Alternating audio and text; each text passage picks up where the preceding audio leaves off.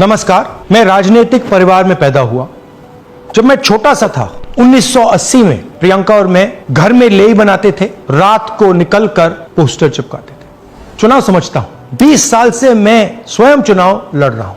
Polling कैसे होती है, पोलिंग बूथ कैसे मैनेज किया जाता है, वोटर लिस्ट, फॉर्म 17, ये सब मैं गहराई से समझता हूं। कुछ समय पहले हमें दाल में काला लगा। चुनाव के नतीजे आते थे, मूड एक तरीके का होता था, रिजल्ट दूसरे तरीके का। मुझे याद है उत्तराखंड में हम चुनाव हारे।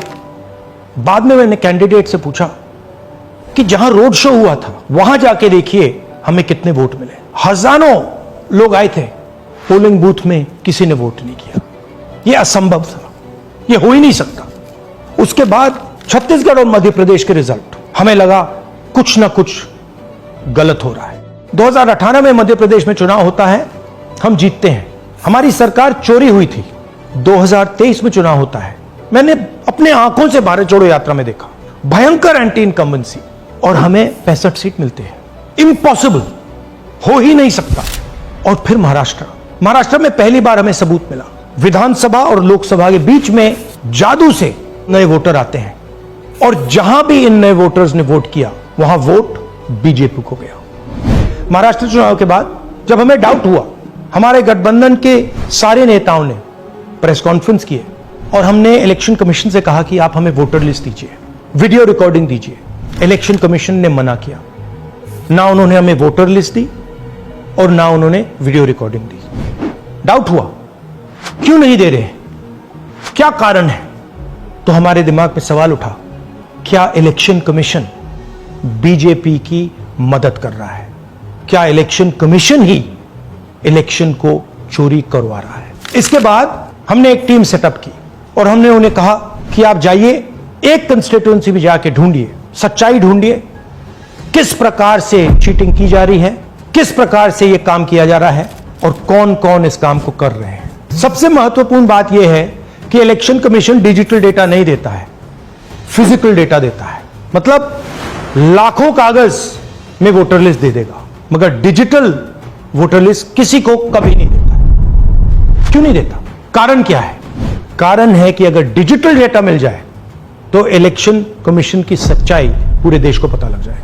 हमने टीम को बताया, मैंडेट दी कि आप जाके चेक कीजिए, आप 5-7 सीटों पे पता लगाइए कि चीटिंग हुई, और अगर हुई तो कैसे हुई। टीम ने हमें एक दिन बताया कि 5-7 सीटों पे काम किया ही नहीं जा सकता। क्यों? मैंने उनसे पूछा क्यों नहीं किया जा सकता। उन्होंने मुझे ये कागज दिखाए। ये जो कागज हैं, ये एक लोकसभा के कागज नहीं है, ये एक विधानसभा के कागज है, और इन कागजों को हमने मैन्युअली सॉर्ट करना पड़ा। और पूरा का पूरा काम जो हुआ है, इसमें 6 महीने लगे हैं, और एक असेंबली सीट में हम ये काम कर पाए हैं। क्यों? क्योंकि डिजिटल डेटा नहीं दिया जाता। अगर इलेक्शन कमीशन ने हमें डिजिटल डेटा दिया होता तो हम ये कार्रवाई पूरे देश में, हर लोकसभा में, हर विधानसभा में 15 मिनट में करके दिखा देते। हमारे पास अनलिमिटेड रिसोर्सेज नहीं है, इसलिए हमने ये रिसर्च सिर्फ एक लोकसभा में, एक विधानसभा सीट में की। मगर मुझ में अब पूरा भरोसा है कि ऐसी 100 से ज्यादा सीटें हैं हिंदुस्तान में। जो यहां हुआ है उन सीटों में भी हुआ है। और याद रखिए, अगर बीजेपी को 10-15 सीटें कम आती तो आज नरेंद्र मोदी प्रधानमंत्री नहीं होते, इंडिया गठबंधन की सरकार होती। जांच ने 5 तरीके की चोरी पकड़ी है। डुप्लीकेट वोटर, जिसका मतलब एक वोटर के नाम वोटर लिस्ट में अनेक जगह आ रहे हैं। फेक एड्रेस, मतलब एड्रेस है ही नहीं, या फिर house number 0। Bulk voter in single address, मतलब एक छोटे से घर में 40, 50, 60 लोग रह रहे हैं। इनवैलिड फोटोज, छोटी सी फोटो है या फिर फोटो ही नहीं है, और वो जो छोटी फोटो वो दिखती भी नहीं है। कौन है, किसका चेहरा है, नहीं पता लग सकता। Misuse of form 6। Form 6 first time voters के लिए होती है, मतलब जिनकी एज 18-20 साल की हो, मगर वोटर लिस्ट में 90 साल के लोग फॉर्म 6 का प्रयोग कर रहे हैं। चुनाव में 6,50,000 वोटर थे, उसमें से 1 लाख चोरी के थे। अब मैं आपको 5 उदाहरण देता हूं। यह देखिए, गुरकीरत सिंह डांग, इसका नाम 4 अलग अलग बूथों पे आता है। यह कैसे हुआ और क्यों हुआ? एक और उदाहरण, विशाल सिंह, वाराणसी में वोटर लिस्ट में नाम है और बेंगलोर में 2 बार वोटर लिस्ट में नाम आता है। क्या ये वाराणसी में वोट कर रहे हैं या बेंगलोर में वोट कर रहे हैं या दोनों जगह वोट कर रहे हैं? एक और उदाहरण देखिए, हाउस नंबर 0। तो आपने कभी सुना है हाउस नंबर 0?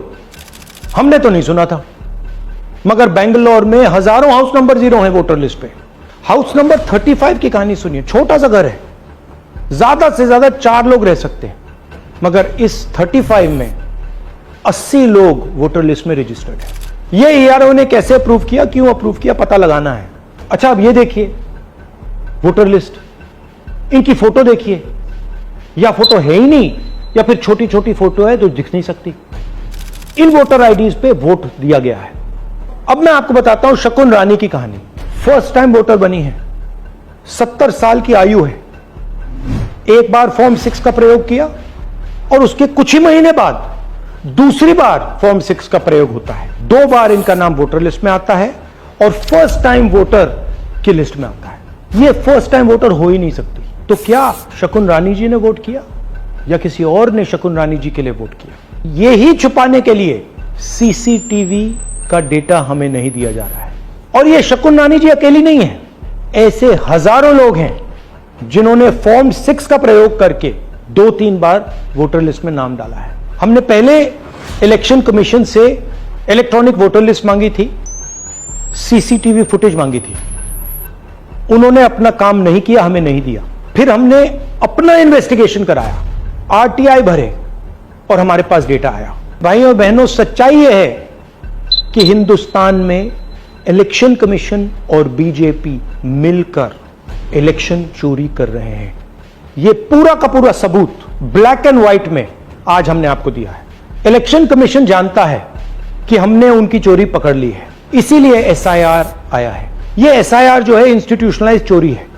इलेक्शन कमीशन खुलकर बिना डरे बीजेपी के साथ मिलकर चोरी कर रहा है।